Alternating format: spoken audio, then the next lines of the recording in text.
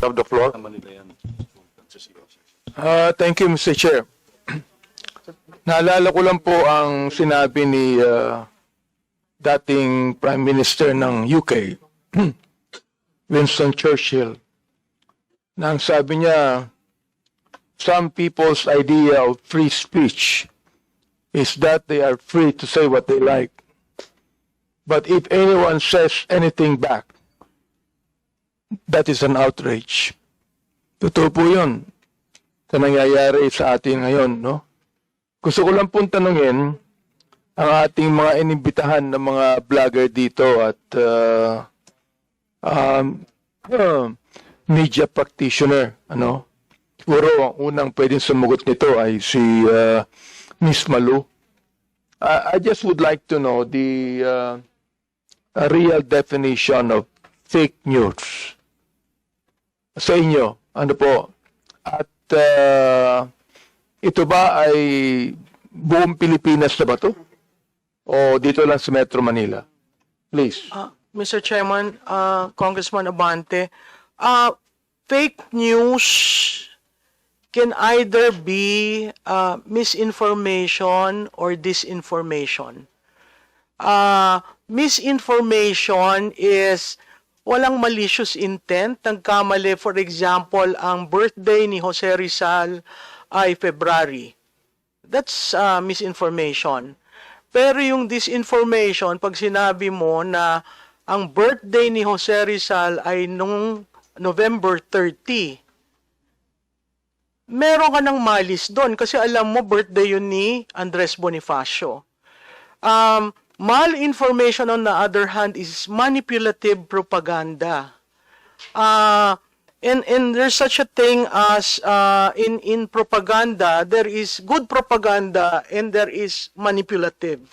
You want to achieve an end goal which the facts do not bear you out.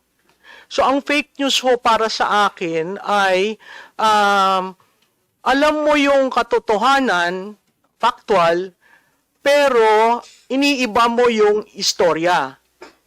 Iniiba mo yung, there's such a thing, sir, nasa messaging sa communication frame. Iniiba mo yung impormasyon to suit your end.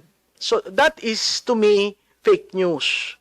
Kung sinabi ko, sir, na si Congressman Abante ay taga Manila, that's fact. Pero pag sinabi kong si Congressman Abante ay taga Manila pero tumitira sa Quezon City, the facts do not bear you out. So that can be seen as manipulative if I say, hindi actually botante yan eh. That is fake news. But it started with facts. Nakatira si Congressman Abante sa Manila. Tapos ang sumunod, hindi naman sa Quezon City yan nakatira. So, hindi botante. Ergo, hindi kandidato. Do you call that misinformation or disinformation? Sir, that is already disinformation as far as I'm concerned. The misinformation is, hindi naman dyan sa Quezon City. Wala kang facts. Diba? So, how do you rebut that? By showing that you are a resident of Manila.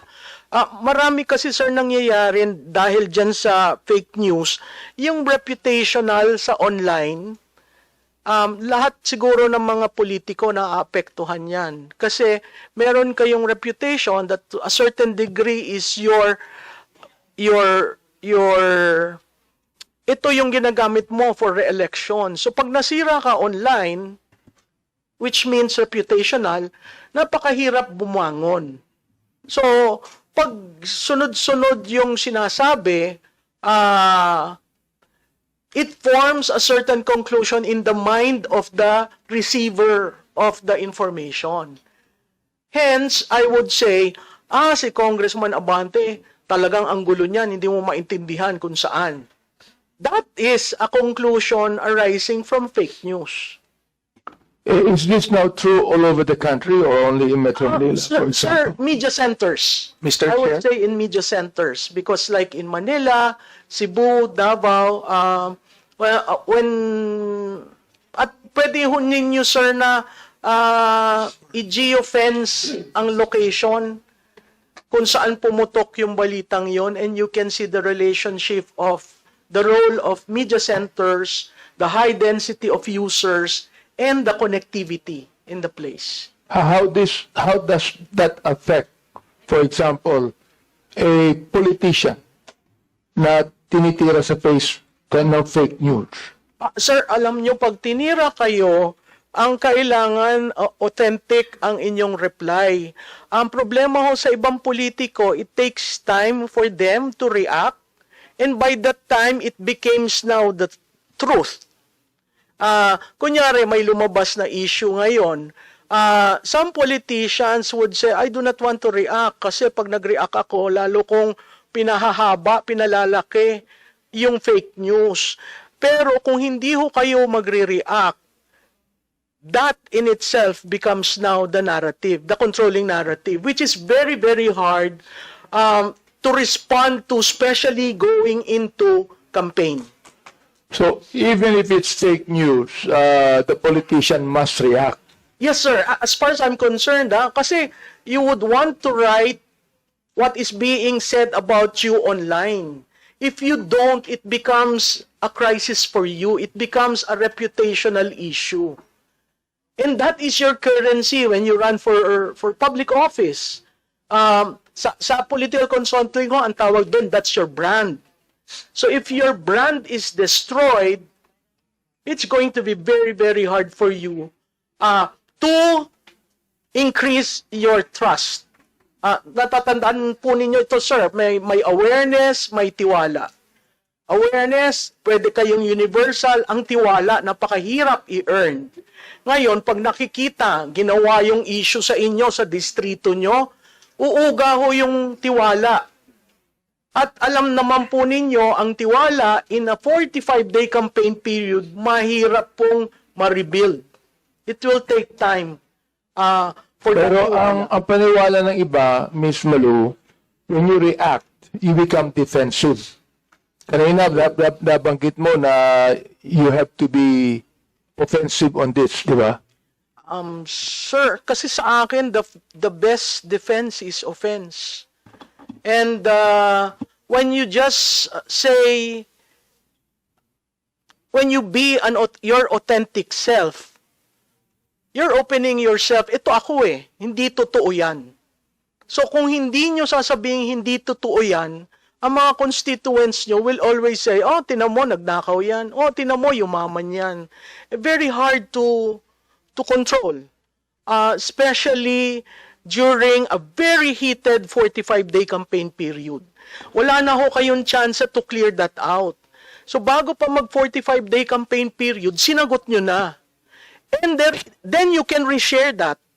Then you can, push it and make it viral. So, Mr. Chair, kailangan sa online din, kailangan gumamit. Yes, sir. Kailangan gumamit ka din ng vlogger. Yes, sir. Hindi, sir. Pwedeng Hindi. ikaw na sa sarili mong page. Ganon. Oo, kasi yun yung authentic self mo Kung pag ginamit mo sa mainstream media, it becomes fodder for news. Lalaki yung issue. 'Di ba?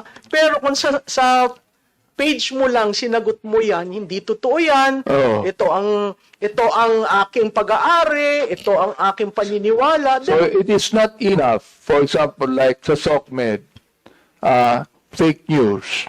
Hindi naman kinukuha ng mainstream media yan. So, it's not enough na hindi ito kinukuha ng mainstream media sapagkat hindi naman totoo yan, di ba? Yes, sir. Kasi forever nandyan yan. May footprint nung negative reaction sa'yo.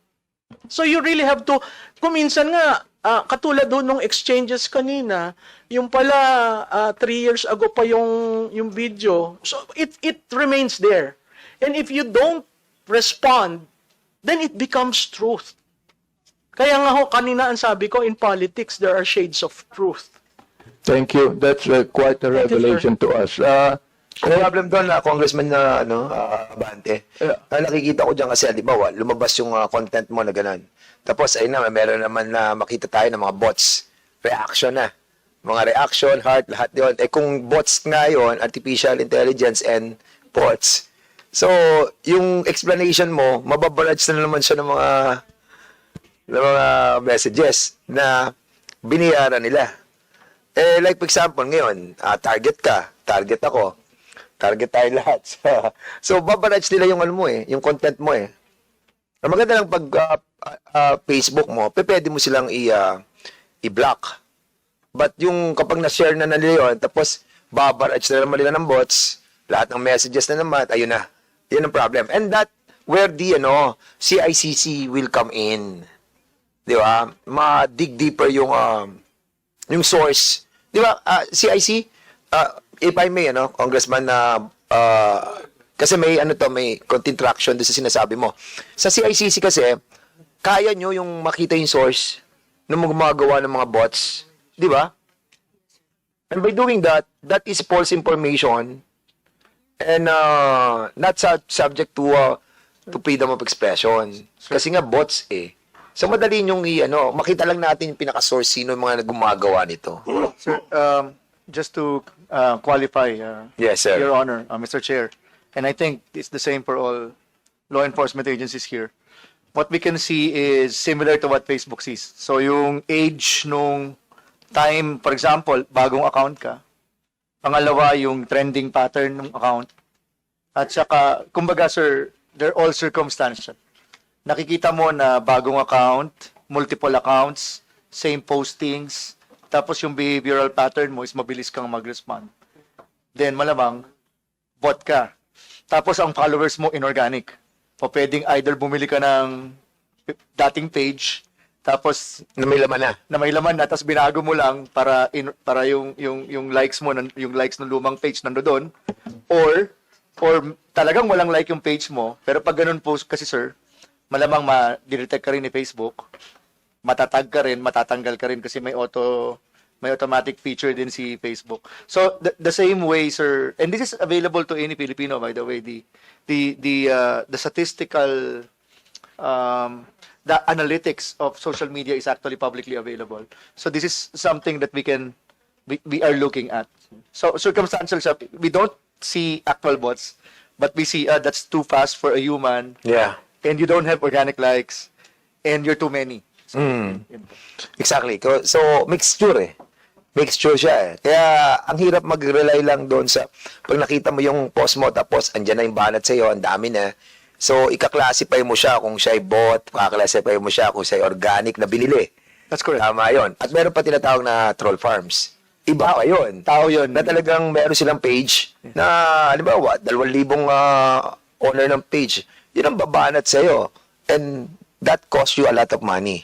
Kasi babayaran mo yung grupong yan. That's correct, Your Honor. And let me add, Your Honor, that actually all of this that we are discussing right now is a violation of the terms of use of the social media platforms. Wala lang sila Mr. Chair, to... ang tanong ko wala lang ganito, sila to explain. what Sige. can the PICC do? For example, like kami, maraming fake news na dumarating for us. Hindi naman totoo yan. Okay, para lang i-harass, no? I-harass o i-bash. So, what can the DICC do to at least protect us, for example? Your Honor, we have been involved with the social media platforms, but absent of regulation, this is purely voluntary, in taking down a lot of fake accounts that have been involved in targeting key officials of government, especially the President. Marami na po, siguro mas maganda kung sila na yung magpaliwanag. There are, as far as we're concerned, there are tens of thousands in the past year that was just removed. Walang nagrereklamo because they're really bots.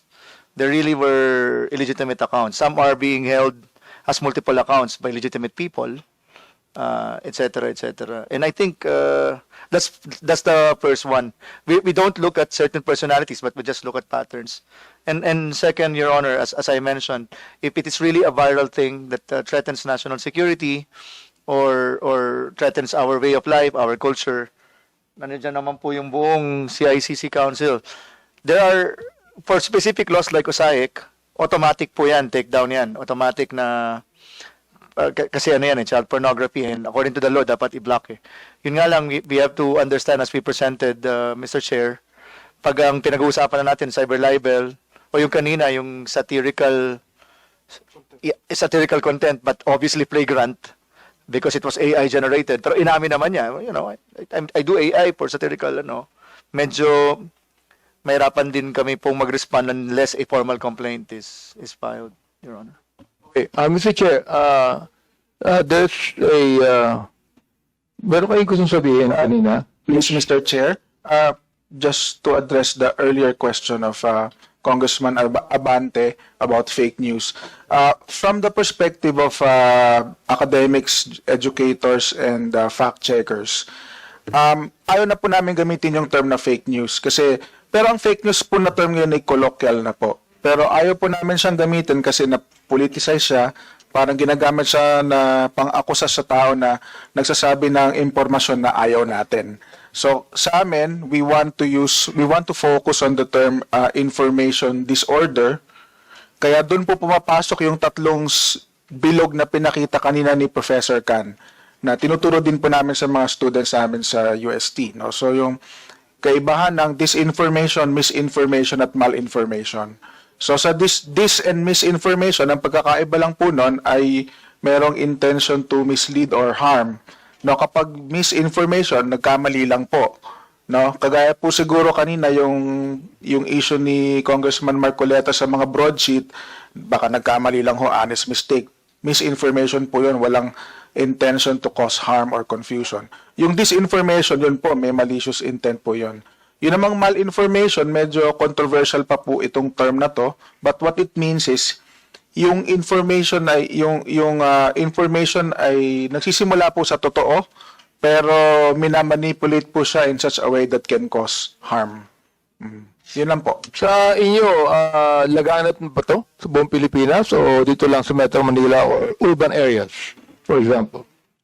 Laganap po siya sa lahat po ng may access sa social media. Potentially ay magkaroon po sila ng exposure sa information disorder.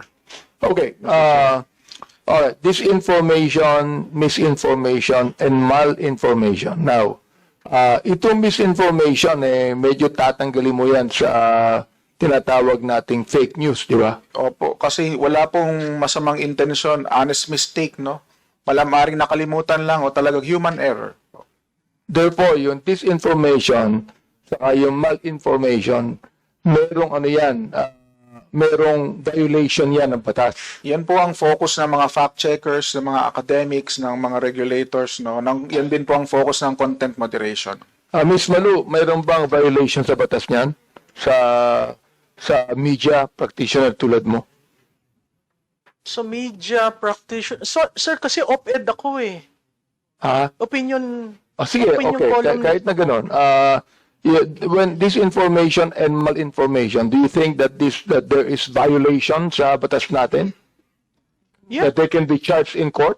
Yes, sir. Meron, ha? Kasi willful and maliciously eh. Okay. How about the other bloggers, for example? Can we have you answered on this, Mr. Chair? Pwede pong ma-repeat yung question, Mr. Chair? Nag-raise ka ako na nga, hindi ako tinatawag. Regarding po sa fake news? Yeah, tungkol sa fake news and then the disinformation and malinformation.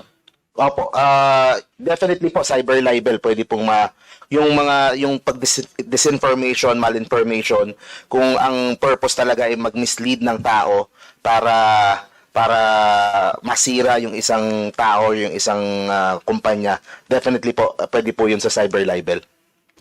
Now, kanina, yung sagutan ni Congressman Marcoleta sa kani attorney tungkol sa Congressman Marcoleta said na medyo malicious ang scenario mo, no?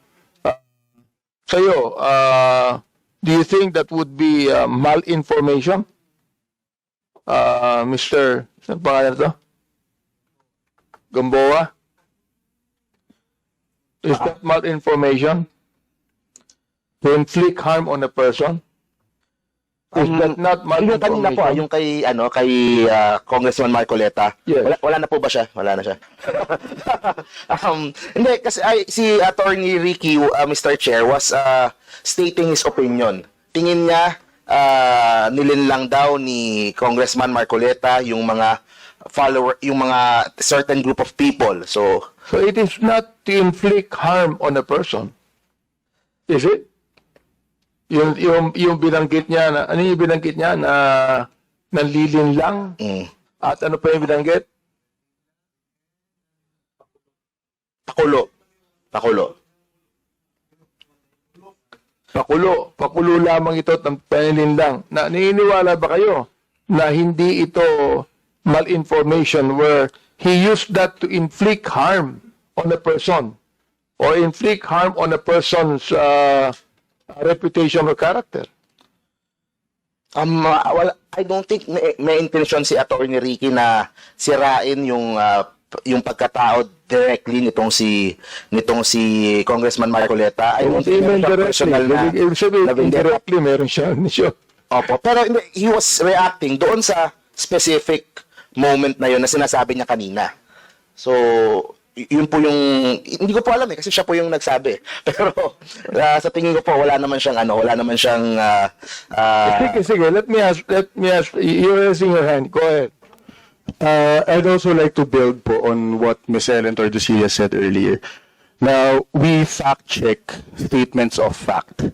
No? So, if it is mentioned or if something is uttered as an opinion, I don't think the qualifications of the information disorder, the mis, dis, and mal, can be used to describe it. No? So, it must be a statement of fact for it to be fact-checked. No? And also, So what do you think of what attorney said on about Congressman Marcoleta? Do you think it's a malinformation? again, Mr. Chair, I think the qualifications of mal, dis, and misinformation cannot be used on an opinion. Therefore, you would, as I understand now, that opinion, all right, and malinformation should be well defined, is it? Yes, Mr. Chair. Well, Ms. Malu, will you please also answer that if you can? Sir, yung sinabi ni Attorney Ricky, I would classify it as a value judgment. Pero mahirap value judgment. Value. Value dahil sa kanya yun ang value set niya na nag-conclude siya na nanlilin lang. Pero uttered to a politician, nag-iiba yung kulay kasi pag sinabi mong ikaw ay nanlilin lang, it goes to trust. Kaya You were saying, Ms. Malu, that we should react, Mr. Chair, no? We should react whenever there is a fake news that is blatantly being spread on us, okay? Now, is that not being onion skinned? no, sir. Kasi you just want to establish the facts. There are several tools where you can check whether there is an organic push or a push against you. There are several listening tools. I don't know if the good undersecretary. There are several listening tools. One of which is Meltwater, Ubermetrics, Brand25, keywords. The system will monitor, and if it is an authentic one, you will not see all dark ones. You will see several nodes going to several outlets. But if it is being pushed, there'll be several dark nodes and everything is going back and forth. That is an operation online. And there are existing applications that any legislator can use just to see whether it is organic and whether it is authentic. Attorney Ricky, would you want to react on that, Mr. Chair?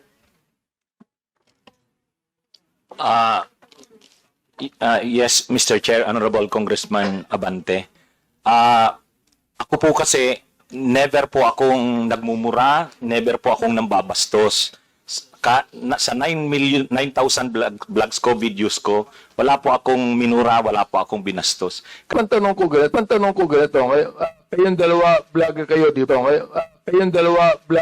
ba? So, nabanggit mo kanina, Atty. Ricky, na yung bang may mga bayaran na vlogger, naniniwala ba kayo ron? merong mga vlogger na bayaran. May Mayroon ang po. intention nila na sila ay magkalat ng fake news. Sila ay magkalat ng fake news sapagkat binayaran sila. Mr. Chair, Honorable Congressman Benny Abante, sabi ko po kanina, yung mga yung mga vloggers na maraming views, maraming engagements, malaki na po ang monetization niyan sa social media. Hindi po sila naghihintay na ng bayad. Ang isa pa nga po pala to sa gusto kong i-share sa honorable members ng committee nito, ang kailangan parusahan yung co-coordinate ng mga yan. Kasi mayroong mga taong nasa likod niyan. Pero Atty. Ricky, hindi natin nakikita yung hindi alam o nakikita yung nasa likod niyan eh. Yun na nga din Oo, po. yun ang mahirap doon. Ang binabagit mo sa amin, Mr. Chair, yung imposible mangyari. Sapagkat hindi namin nakikita yung nasa likod niyan eh. Okay? So, ibig sabihin, yung nakikita namin, ang bibigyan namin ng ano yan. Sabi ni Miss Malu, na dapat kami mag-react dyan. Anong reaction ang dapat gawin? Dapat ba namin i-complain yan sa CICC o magdemanda kami diretso para malaman nila ang ginagawa nila ay masama? Mr. Chair, ako po, agree po ako sa sinabi ni Ma'am Malu Tikia. Kailangan po ninyong sagutin yung mga issues na inaano sa inyo, na nire-raise. Pero kung talaga namang malicious, talagang kasuhan nyo po, yung kasi yan po naman ang nasa batas natin. Kaya lang nga po, ang sinasabi ko kanina, based on jurisprudence, kaya lang pag kayo po yung nagkaso, magpuprove talaga kayo ng actual malice. Hindi tulad sa private, kasi presumed ka agad yung Ay, malice. hindi mahirap yung mag-prove, Mr. Chair, sapagkat may mga pictures eh. May mga pictures, may mga salita. Yun, ebidensya na yun eh. Ang Yes, problema lang yan, malaking pera gagamitin mo dyan. Yes po, Mr. That's it. At ang sabi ni Ms. Malu, hindi na kami kinakailangan gumamit pa ng, for example, or media reporter o a vlogger to attack, no? Ganun din ba ang paniwala mo dyan? Yes po, Mr. Chair. In fact, ako po, kami dito na mga nanditong vloggers, kami ang nagtatanggol sa inyo sa Quadcom. Sa kasab dito nung binuotong Tricom. Salamat po, salamat po. Marami po kaming nakakalaban na mga vloggers. Actually nga, kung dumating lang sila dito, siguro nagkaharap-harap kami. Pero kami po, nasa pag-defend sa inyo. Kaya lang, dahil nga po, may mga times din na nagko-comment din kami sa inyo. Halimbawa, yung tungkol sa impeachment, sabi na, ba't ang tagal nito? Parang naduwag na yung ang gagaling nung ginawang investigation sana eh. Sabi, suportado ng tao, ang taas nga ng survey in support sa Quadcom. Sabi ko, ba't ngayon parang, parang hindi na desisyonado? So, honest opinion po yun. Yun po yung gusto naming ipakita na kami, yung vlogging na totoong expression ng opinion. Salamat, maraming salamat sa inyong suporta, no? At sana suportahan niyo pa kami. Yes po, Mr. Chair. Di ba? Sapagkat nagiging malinaw ang ginagawa ninyo laban dun sa mga talagang ang inaano ko lang ganito eh, no? Ano ba bias eh, di ba? Kaya sila nag-aano ng fake news because they're biased, di ba? Now, you look at yourself. Palagay nyo kaya hindi kayo biased sa inyong mga opinion? Mr. Chair, talaga namang ang isang vlogger, mayroon talaga siyang bias. Ang masama lang, yung nagre-resort ka na nga sa fake news. Halimbawa nga, yung pulburon video na yan. Tapos yung mga ano sa inyo po, yung mga issue sa inyo. Obvious kasing fake news yun, hindi na lang yun opinion talaga. Kaya, pero yung pagiging bias, tulad namin, may mga stand kami sa issues, ano po yun eh, tama lang yon sa isang vlogger na talaga namang may standpoint ka. Ang hindi lang tama, yun lang nakikita rin namin na maraming linalabas na mga informations na hindi na totoo. Hindi na po siya, hindi na yan pagiging bias lang. Talagang may malis na sa ginagawa na... For example, may vlogger na kumuha ng picture ko sa Facebook ko na ako'y nakadila. Mr. Chair, Diba, nakita ko po. nakadila, no? Diba? Kanina, nakadila ako. Pwede ba nga Totoong picture yan. Totoong picture yan. Talagang, kasi, inaakala ko, lahat na sa Facebook ko, kaibigan ko. Ano? At ako'y ordinaryong tao, hindi ako maarting tao. Ang ginagaya ko dyan, si Albert Einstein. Kasi gusto ko rin maging genius. O, kinuha nila at ginamit nila yan. Yun ba'y masasabing fake news? Yusek, siguro the best person to answer is the ICT. Oh, sige. Si IWC. Mr. Chair, Kayo muna. i-redefine ko lang po yung diniscuss din ng mga academicians natin kanina. Kasi this is actually an academic term. Misinformation, okay na yan, okay na po tayo. Both disinformation and malinformation imputes malice. Disinformation is mali talaga. Inedit yung muka, inedit yung narrative, wala talaga yon. Ibig sabihin, nag-imbento. Ang malinformation, sir, yung halimbawa ninyo. Kumuha siya ng totoo, pero binago niya yung context. Kaya tinawag na malformed.